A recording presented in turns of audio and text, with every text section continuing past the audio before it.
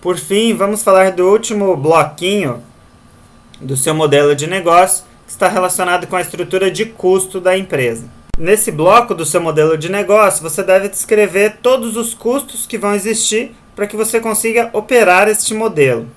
Após você ter definido todas as atividades que vão ser necessárias, os parceiros, os recursos que você vai precisar, você vai conseguir calcular os custos envolvidos no seu modelo de negócio. É importante que você pense também, que você lembre, do que é o valor que você quer criar, o que é o valor que você quer entregar para o seu cliente, como que você vai manter o relacionamento com eles, quais são os canais de distribuição que você vai utilizar. Tudo isso tem custo. E agora é hora de pensar mais especificamente em quais são esses custos. É claro que para todo negócio, quanto menor o custo, melhor. Mas existem alguns modelos de negócios que são muito baseados na estrutura de custo, na estrutura de baixo custo.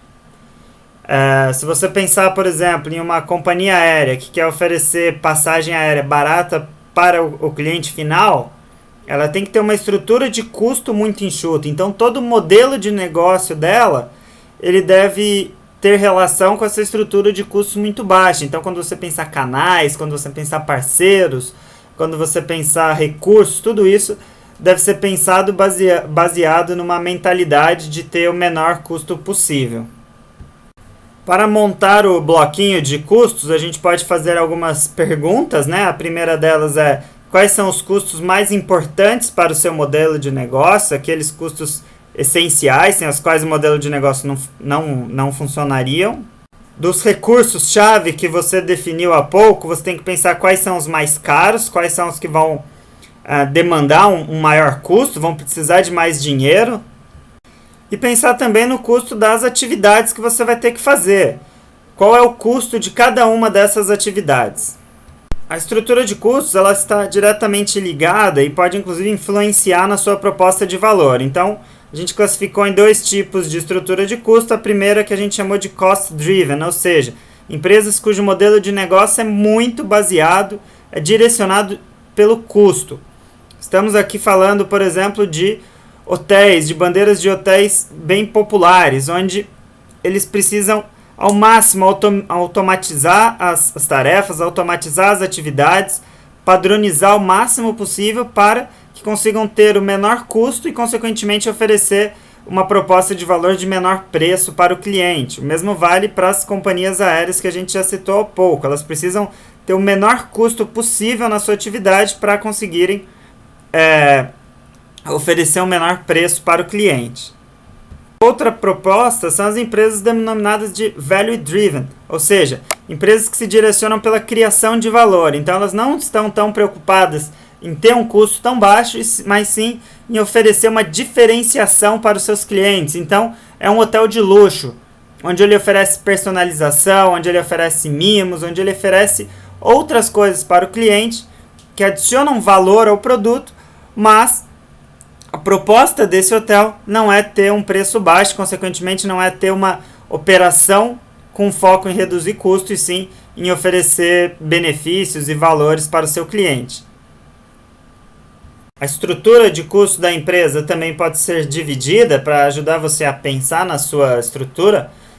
Primeiro podemos falar em custos fixos, ou seja, aqueles custos que eles vão ser o mesmo independente da quantidade produzida.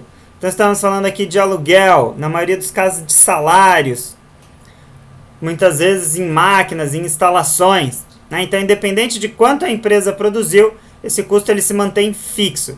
Isso é bom se a empresa conseguir ter economia de escala. Ela vai aumentando o lucro conforme ela vai tendo essa economia de escala. Por outro lado, se a empresa tem uma crise, esses custos se mantêm independente dela ter vendas. O segundo tipo de custo são os custos variáveis, ou seja, custos que variam de acordo com a demanda, de acordo com a produção daquela empresa. Então, a matéria-prima, por exemplo, é um custo variável. Provavelmente a empresa só vai comprar aquela matéria-prima se ela tiver produção, se ela for vender.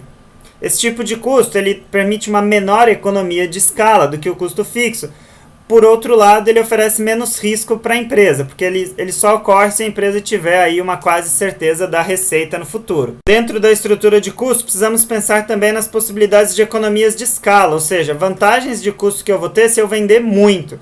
Então, às vezes, grandes empresas, elas produzem muito, consequentemente, elas compram muito, e com isso elas conseguem reduzir o seu custo. Então, eu preciso pensar se eu preciso ter um determinado volume para me permitir ter escala e, com isso, competir de uma forma diferente com os meus concorrentes.